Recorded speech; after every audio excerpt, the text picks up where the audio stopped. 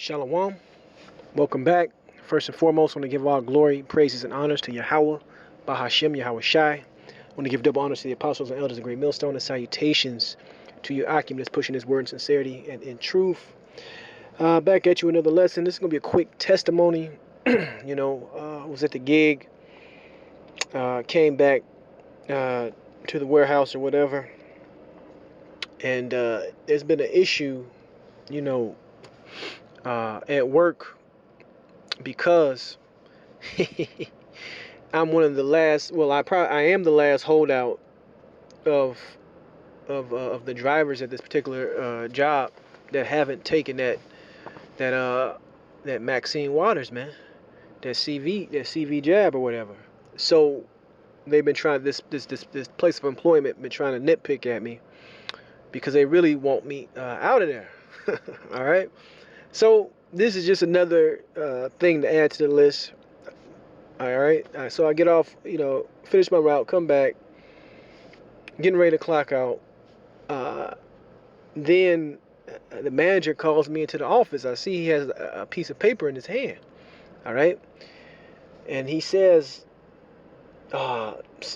something happened at a particular stop that I do on my route. And I do this stop pretty frequently. And I always do the stop the same way every time. So he makes accusations that I did this stop the wrong way. I forgot to do something. And I could already perceive that he was about to have me sign some type of write-up for it. But I stood there and was like, that can't be correct because I do the route, I do the stop the same way every time. And what you saying that was done, there's no way I would do it like that. Basically it's impossible. Okay?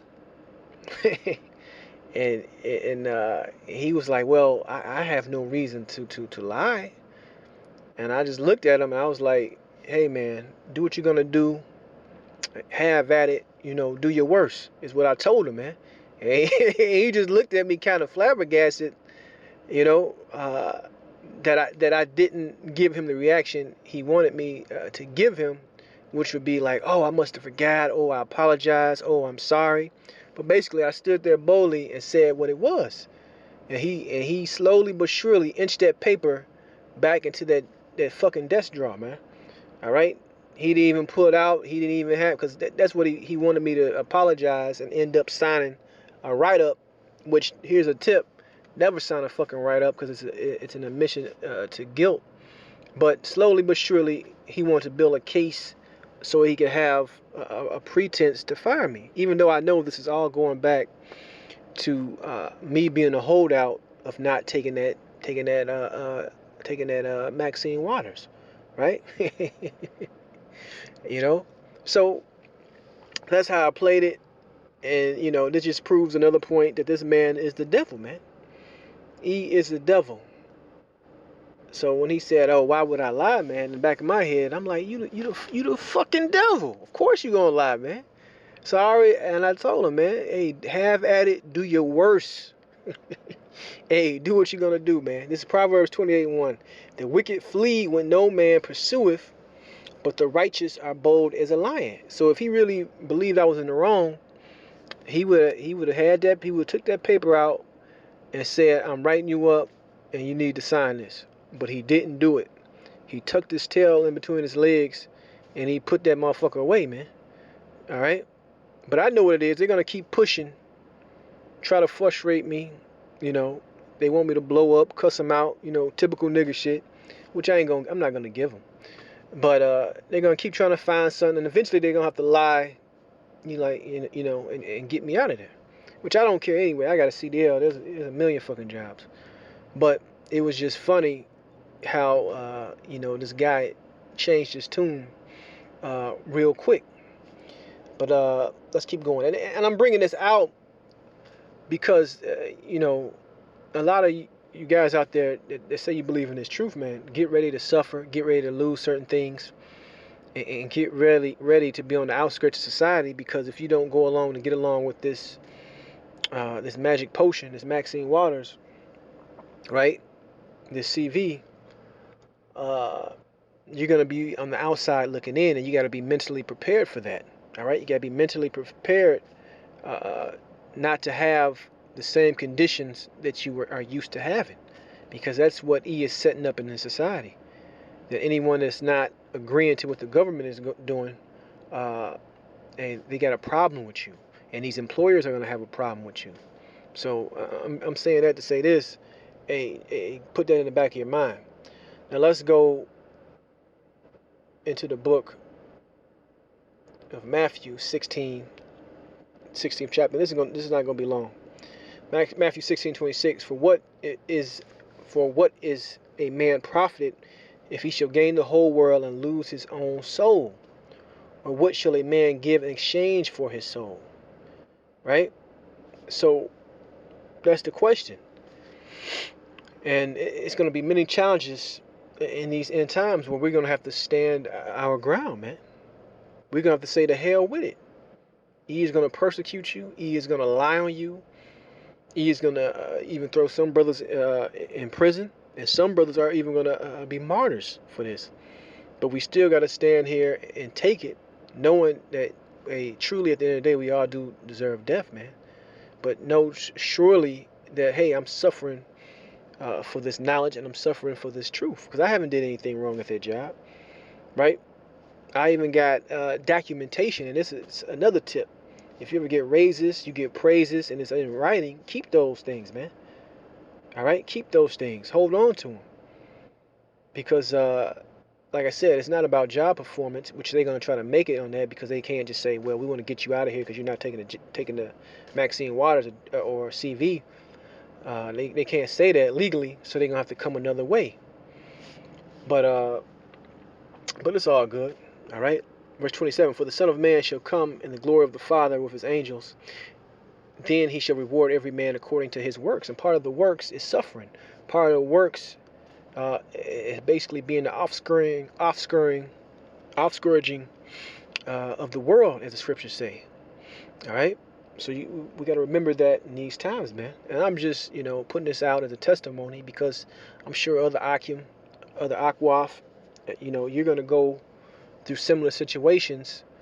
The more draconian these laws, the more draconian ways he's going to push mandatory compliance, right? He's gonna lean on you can't go here. He's gonna lean on you can't have a job here. He's gonna push this, push that. So it's all coming at the end of the day. All right. The true believers will be robbed and spoiled pursuant to the scriptures. Let's keep going. Let's go to the book of Hebrews. Yeah, the book of Hebrews, which is the word of God, by the way.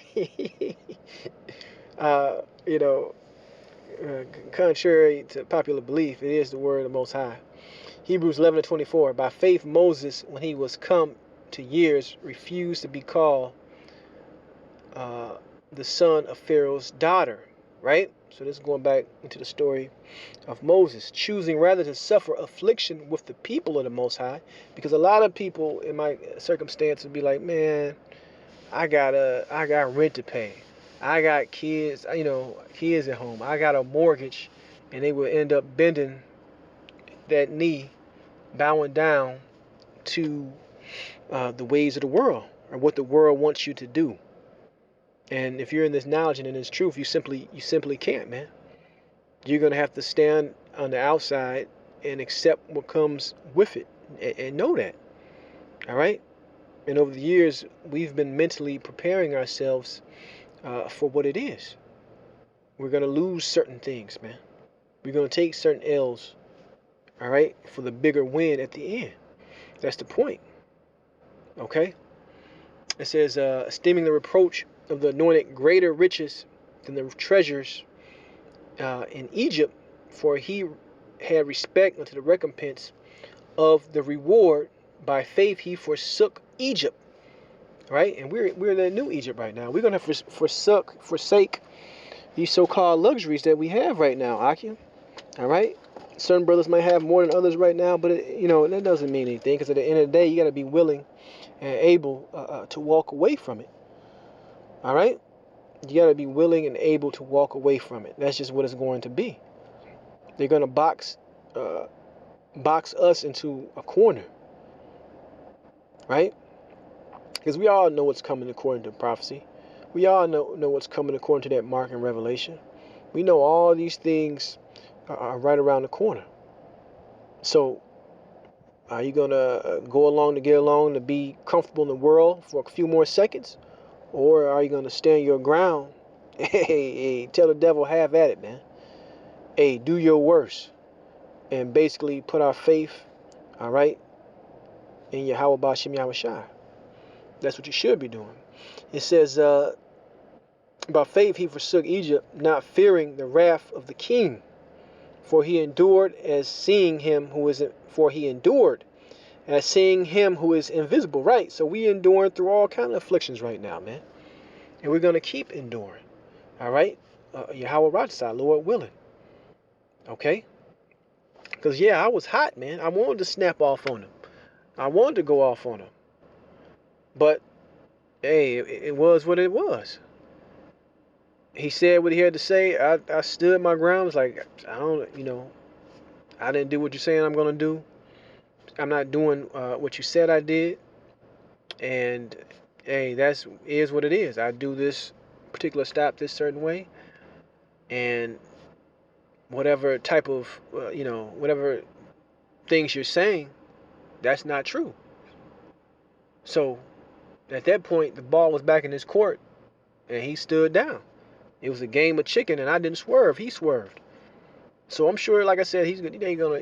I know all of E's corny, pathetic tactics. He's gonna do, man. He's gonna try to make the route harder. He's gonna give me bogus stops. He's gonna try to nitpick. He's gonna try to find this, find that. But it's all right. At the end of the day, if y'all listening, throw curses up on this guy name. His name is Joe. Throw curses up on my boss, Joe. At the end of the day, he's gonna do what he's gonna do, man. Because if you don't join with the Matrix, i.e. the New World Order, your ass ain't gonna be allowed to be comfortable in the society. But anyway, that's the point I want to ramble on. I want to give all glory, praise, and honors to Yahweh Shem Yahushai, and shalom the next time.